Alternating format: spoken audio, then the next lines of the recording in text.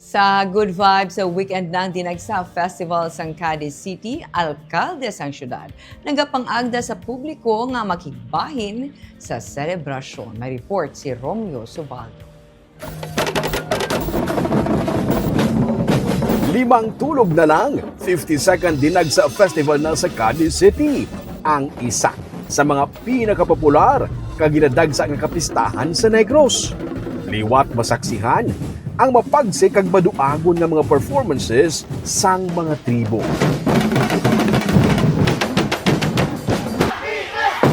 Liwat maeksperiensahan ang sinadya sa lamitanay sa Dalanon. Kagliwat dumdumon ang matudtuod nga kahulugan sa kapistahan ni Senyor Santo Niño. Sa Domingo, Enero 25 na, ang highlights gani subong pa lang. Nagapang-agda na si Mayor Salvador Bading Escalante sa publiko nga makigbahin sa ilang pagsinadya kag selebrasyon. Sa palaabuton na Enero 25, highlights ang aton Dinagsa Festival, ika-52 na pagsaulog sang Dinagsa Festival. As we always remember, Dinagsa Festival always brings joy and happiness and good clean fun, no, sa pumuluyo sa Negros Occidental kag sa mga kaingod naton na mga probinsya.